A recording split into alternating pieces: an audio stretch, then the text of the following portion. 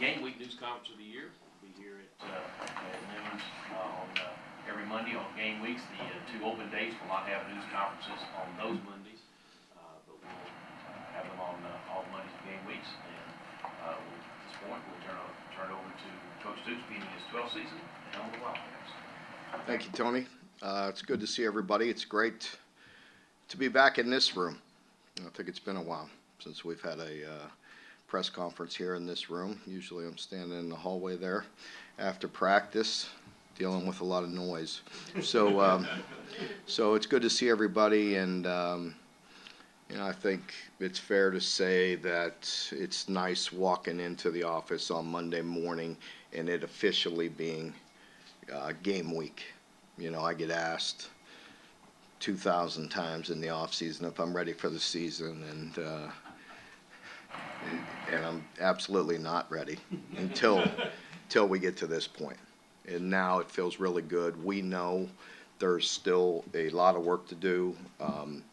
Yes, we got ahead on Southern Miss, and we're able to work on them a bit last week, but it's also the beginning of a week to officially get ready. So we have quite a few newcomers in our program that need to find that routine and that rhythm that I have and try to have throughout the year, and so the players can anticipate and they know what to expect on Monday through Friday through game week. So, offensively, probably, for the most part, that's where there's a lot of change. If you look at, maybe 5, 6 guys that are, very important roles that hadn't gone through this routine.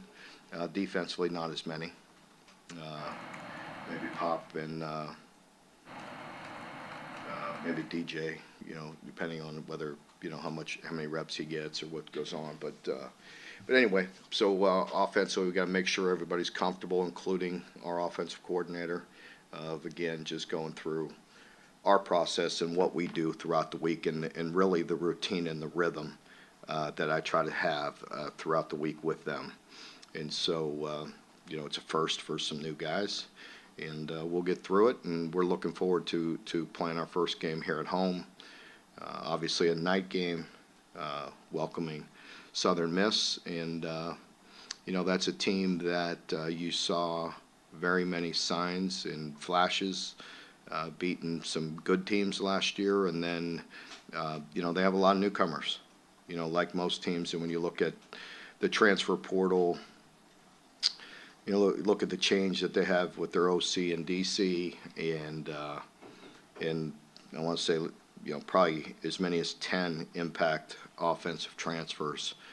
You don't know exactly what you're going to get, so we have to be prepared for quite a few things heading into the opener. We've done that. We've worked on things throughout throughout camp. So, we just got to handle things in stride. Nothing ever goes as smooth as you want it to. We have to be able to adapt, make adjustments, and nobody panic here in game one, and make the adjustments throughout the game, and go execute and play good football. I'll open it up for questions. Questions? Mark, I think one Tuesday night in camp, you got the guys in the stadium, did the lights and all of that. What is that, the new light system and the environment, recruiting, what does that do for you guys? Well, I don't think all the lights and the banners were completely done at that point, but we shall see, how that affects recruiting and the environment and everything. I think it was very hard to replicate it exactly. On that Tuesday, we did put them on at times so they wouldn't see them for the first time in a game night. But the lights are new as well, and that was one of the reasons why I wanted to get over there. We have some players that are new. I think just playing in the stadium's different. The wind blows differently as far as our punt return, kick returns. Just playing in the open field in the stadium, it's important to do that. And playing at night, practicing at night. I mean, also just getting their body acclimated, to coming in, having meetings, having a long break, very similar to what we do in game week right now. Because school started just today, that we've been on one routine. And so I think just that coming in, having meetings like we do on a game night. There's always a long break. I've talked to other coaches, I've talked to other people to see if there's things that they do differently that, with the breaks that you have in the afternoon, and looked at, anything we could do. I mean, as you know, we played some very good games at night, and I don't remember any, but I'm sure we probably played some bad games. So, I'm sure it goes both ways, so we'll see. Is Corbin Ford available? He is not. Is he in that group of extended absences? Yes. Yes. Mark, we've talked so much, obviously, about the fourth OC in as many years, and obviously that's a talk during camp. But now, week one, you're, for better or worse, you're used to, dealing with a new guy in that first game. You never know how it's going to go out there on the field until it goes. So, have you gotten good with figuring out, okay, here are the hiccups, week one, what are some things to improve on, learning a new guy once you actually get into the game? Yeah, I think we've really tried to head off all those issues. If we, run into problems, we do have timeouts for a reason. Obviously, we want to save them for 2-minute situations at the end of half in the games should you need them, but also we want to make sure we don't waste plays. We have worked the communication, the new communication, over and over again, all the way from spring all the way through camp. We've practiced it. We've practiced it live in the stadium. We try to anticipate those things and head them off before they happen. Nothing, is ever perfect. We're going to strive to be, but we will see. We're going to go out there with a confidence that we are going to be able to operate smoothly. I love the way he operates. I like the way he thinks. I like the way he anticipates his calls. He is in the box, so he could write down his notes and have his thoughts and his ideas handy and at his fingertips. I think it also helps with the communication to be able to see the defense, see the big picture, and possibly adjust at times as well. Coach, having a new quarterback, especially in the night game, his first game here at Kroger Field under the lights could cause a lot of first game early jitters. What do you hope to see from Brock and how he adapts throughout the first game? I think just, a big thing that we talk a lot about is make the routine. And with him, just continue to operate smoothly, continue to make good decisions, and continue to make the simple look simple and the routine look routine. If a guy's open, hit him and catch and run and protect the football and do the basics. If we continue to do a lot of little things, big things will happen.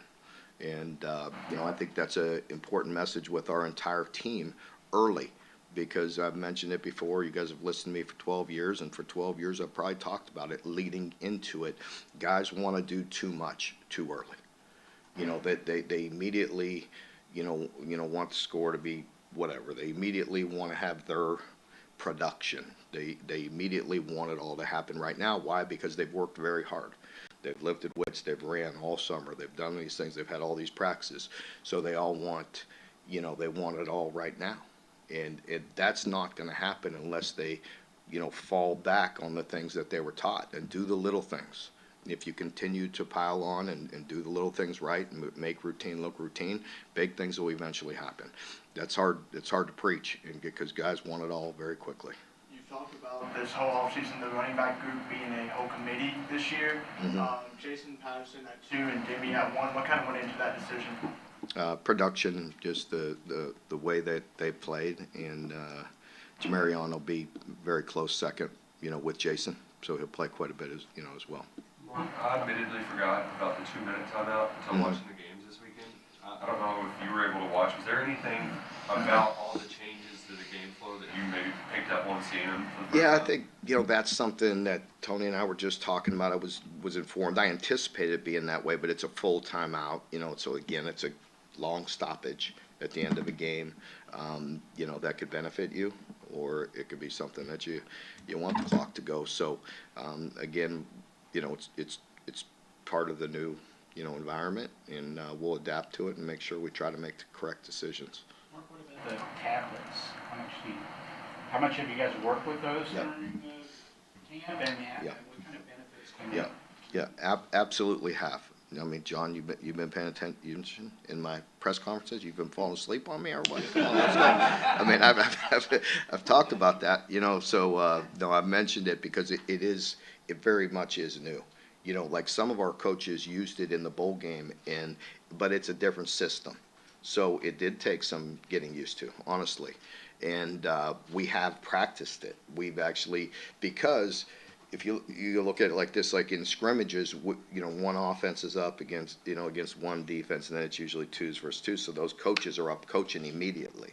So we have actually taken the breaks, sit down, for the new people, sit where they're going to sit during games, and actually go through the device to make sure they knew how to operate the device, knew how it functioned, what it looks like, and you know, we liked it during the bowl game. You know, and the defense coaches used it. Again, different system, similar in some ways, different on the input side. It's from our tech people, it's different, but using it operationally, very similar. You know, so we have practiced that, and you know, I think it's really important with certain positions. You look at offensive line, you know, I mean, and Coach Wolf time to just sit and see what that looks like and make those adjustments with the players. And you know, for the Coach Hamden sitting up in the booth, he's able to just watch every series. You know, it's kind of handy for him if you're sitting at a table, you know, and up in the press box. I think can be very useful. So we practiced. You know, it'll be the same advantage for everybody, and so you know, we'll try to make the most of it. Mark, you guys have talked about the offensive line taking steps forward this year compared to kind of a couple of years ago. You guys struggled starting off, bringing in Coach Warford again. Where is that group at going into week one, and how have they progressed through camp? Yeah, I like that group. I feel like we're improving. I don't think, you know, everybody always, you know, wants to continue to build the depth that we're looking for. We have to continue to bring some young guys along that we feel like can help and that will be needed to help at some point this season. I think the additions with Mincy and Farmer have really helped us, and you know, so I feel that presence. I feel the physicality out there. Not perfect and still a work in progress, but I think we're getting better. Mark, in addition to Jason Patterson, Abbas Selm and Cutter Bowley were true freshmen on the depth chart. What have you seen from those two teams? Yeah, I was one of the guys that I was just talking about with offensive line that we're going to need to help. You know, you look at Malachi's a redshirt freshman and getting better and really working hard, and you know, we're going to need him. But Abba is a guy that you know is one of those freshmen that takes things very seriously, works very hard, very conscientious, trying to get better each day. You know, when you get close to the ball like that at guard, things happen very fast. It's very difficult to play at a young age, but he's got an opportunity. Hopefully, you know, we can continue to get him reps as the year goes on, get his feet wet. Cutter has been very consistent. You know, we've been very pleased with Gavin and Cutter. Both of them bring, you know, some very good attributes, you know, to the game, to the field, and can do some special things. You know, so we'll see where it goes. Mark, we talked with Barry on the other day, and he was talking about just, you know, they've had 3 different quarterbacks and 3 different OCs, and it's just a lot of change. How are they connecting with that how's that wide receiver connecting with Brock? You know, I mean, now that you've seen that transition a couple times for guys like Barry on the game. Yeah, I think, you know, very good. You know, Brock is certainly a guy that's in there all the time, always working at it. You know, if you look at, you know, the way we do things now and you know, the turnover of roster, you know, I don't think maybe it's as big of a situation as it was maybe five years ago, you know, if you will, you know, because you're teaching a lot of new guys anyway. And so I also think what helps is able to spend more time. I hope that pays dividends. I said that before, and I hope it's true. You know, I think we've spent a lot of time. Our coaches have worked with our players a lot. They've had a lot of meetings. They've had a lot of time. They sacrificed a lot of their time in the summer to spend with our players, preparing them, and hopefully that'll correlate to a smoother transition. I like the way Bush teaches. I feel like the players can pick that up very well, and you know, not only with Barryon and Dane, but you add Jamori and you add Fred. I think two guys that are very important and, you know, very good players that constantly show up in practice, you know, and it's pretty good stable. And then you mix in AB and, you know, Brandon White has had a minor injury for a week or so. Hopefully we'll get him back to full tilt as well, because he brings another dynamic that's pretty good. And so, you know, we got to get them all on the same page. Mark, how do you feel about the overall kicking in? Yeah. I feel good. You know, obviously, you know, with Alex, you know, he's a guy that's been very consistent. You know, has a very strong leg. But you look at Cowway behind him, and man, he has an extremely strong leg. So Jacob, you know, we have a lot of confidence in Alex. I mean, I don't know what the number will be. I mean, but if I know, you know, Jacob has hit. We've tried the 60 3 times, and he hit them all 3 times. And, yeah, in full, you know, with full units, offense against defense. So, you know, so we have that as well. And, you know, we you know, I've constantly talked about it, just to be more consistent, you know, with the punting game. I think Wilson and Aiden, you know, bringing in Aiden, you know, he has an opportunity as well. You know, so, you know, we'll see. And then Aiden's also very strong with kickoffs, along with Jacob, you know, between, you know, Aiden and Jacob, our kickoff should be pretty deep, and we should have high kicks and be able to cover and not run into some of the problems that we did late last year. It was 10 years ago, but is there, do you use the loss to Southern Miss back in 2014? You say, hey, do you try to use that to put people in high alert? I mean, you know, we always use anything and, you know, just to bring to their attention. I think, you know, I would constantly talk about 1 year to the next, whether it's, you know, bad streaks or good streaks. You know, it really goes out the window, you know, year to year. You have to go play well in this game. But, you know, I mean, I think, you know, it's important for us to do the things we're talking about and constantly do the little things and just not try to get ahead of ourselves is the big thing that I'll try to preach. But, yeah, I mean, it'll be brought up. I mean, certainly they'll have, you know, the players know. I mean, you know, they're not oblivious to all that. They understand that we have to go play well. There's a lot of teams that could beat us, and, you know, we could beat a lot of teams.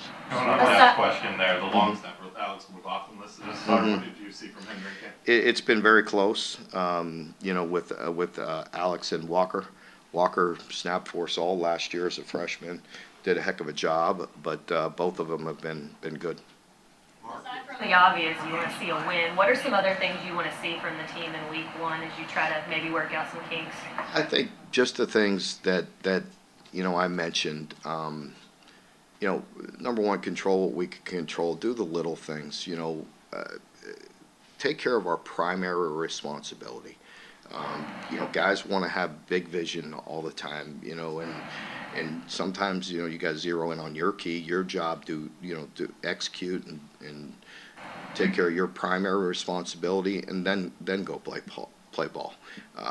You know, so I think those are the things I'm looking for. Obviously, the operation, you know, how smooth we are. We want to play clean. You got to protect the football. We want to win the turnover battle. But also, I think just, you know, doing the little things. You had a lot of oars on the secondary, both safety and cornerback. You foresee that? Just out of confidence in either or. That's what I was going to ask. Yeah. You just foresee that being 2 units and Just- play a lot of guys. Yeah, just those guys can play. You know, the safeties, those 3 guys are starters. You know, and so, you know, we feel like, you know, very good there. And then, you know, in the backup role at corner and you know, even opposite Maxwell, you know, we got to continue to evaluate that position. And DJ's not quite been 100% this week as well, this past week, so that, yeah. You referred to the transfers that they have coming in.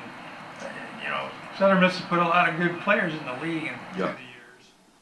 And the SEC teams can't get all of them, so how would you assess their talent level going into this one? Because they're kind of fly below the radar a little bit. Well, again, very, very good team, very well coached. Will Hall, I don't know him very well, but we competed against each other. His background, he's got a good, solid background. With some years with Bobby Petrino, and so, I think he was at Louisville maybe 1 year. We crossed over, maybe in 17 maybe. But they have 10 new guys, new quarterback, so we'll see. It's hard to assess that until you put it all together and get out there and play. I think most teams will tell you, them and us and everybody, you're worried about yourself, how you execute, how you play, how clean you operate and all that. So, very good. I mean, I know a year ago, great running back in Frank Gore Jr. I happened to be at Miami when his father played at the U. And so Frank Gore Jr. was one heck of a player in his own right. Mark, You guys have Brad during camp talked about the benefit of having all those analysts able to coach on the field. Now, does that change the game day operation much at this point? Or? Not too much. I think eyes and vision and, not having, we want to make sure the coordinators still have the opportunity to do what they need to do. And in between series, there'll be a lot more communication. There'll be a lot of, iPads, a lot of eyes, to kind of see what's going on and try to educate our players. I think it's a big thing. Mark, the fan base this year seems really excited, probably the most excited it's been in recent memory. What, if anything, do you guys feel within the building, and how does that help kind of the team going in, knowing that the fan base is really excited and behind them going into the season? Yeah, I think it helps immensely. We feel that passion and energy, and we certainly feel it in the stadium. We have 8 home games. We want to go deliver. You've heard me say it many times. I feel, a deep obligation to put a team out there that they're proud of, and if they're excited about it and want to come watch us, that's a good first step. Now we got to go play well, and we want to do that. It's important to us, to go out there and coaches coach and players play and do the very best we can. But we're excited about it. Can't get too far ahead of ourselves. That's the big thing. Everybody always wants to talk about the schedule, and it's like, hey, let's go worry about Southern Miss. To your point, a few years back, they took care of us, and there were some lessons in that game that I carried with me. You've heard me talk about scars and, calls and plays and things that happen. I mean, I remember very exactly what happened at the end of that half. I remember exactly the call we made. I remember exactly the mistakes I made. You know what I mean? And you're thinking they're running out the clock. I let a call go. I should have called timeout and regrouped. That's on me. And but it was a long time ago, but I don't forget. Mark, you had a few guys injured on that defensive line, and Brad said that early in the preseason, he said, you never want that to happen, but if it could happen to a group, that's where the depth that it could happen. How are those guys doing, of course, but outside of Dion and Keyshawn, those kind of guys, how are the guys behind them doing as you need depth there? Yeah, I mean, that's a deep group, with Trayvon and Ox and Dion and, all of them have played very well. Khalil is a guy we have a ton of confidence in. Keyshawn's played very well. And, we got to get a guy like Kendrick Gilbert. We got to get him, to continue to grow, to continue to get better, bigger, stronger, be able to handle the SEC reps that are coming down the stretch. So, I think it's always a work in progress developing guys, and you've heard us talk about it before. We have a unit on defense where there's a ton of experience, and then we have some youngsters that we have to bring along. Mark, in this portal era where you can't necessarily count on guys being here for 5 years anymore, does that affect your redshirt decisions at all? Like, are guys ready to go on special teams, you just throw them out there? Absolutely. Yeah, it does. If they could help us, they're going to help us. If they could play some special teams, there's a lot more accountability there than even they understand. The way we practice, talk about it, the way we go in meetings, the intensity of Coach Boulware and how he goes about special teams. I mean, that's some serious business, and we let nothing slide. And so those players understand it, but I think, media covering it, fans, I mean, if they can help us, they're going to help us. And there's a lot of young athletes that can run, and we need them to continue to grow up and play. And then that's the first step, with them is being accountable and helping us on special teams. If they can't do little things, they can't do big things. And we talk about that all the time. And a little thing might be the backside of kickoff return or finishing a block or doing some things that nobody sees. But if you execute it and you do your job, then big things may have happened, so, we'll harp on that and we'll continue to bring those guys along. You mentioned, What is your assessment of the tight end group? It's a good group, there's some experience in there, so, Caddis is a guy where, again, Josh, you just want him healthy, and I think that's something that we have to protect him a little bit and just make sure that he's ready to go. Jordan is a guy that, we have a lot of confidence in. Kamari, you want to see growth out of him. And, the other one that showed up in camp that we think can contribute is Willie as well. Willie Rodriguez is a guy that has shown us, done some good things. Okay, folks, thank you very much. Just a reminder of normal game weeks schedule. We have offensive players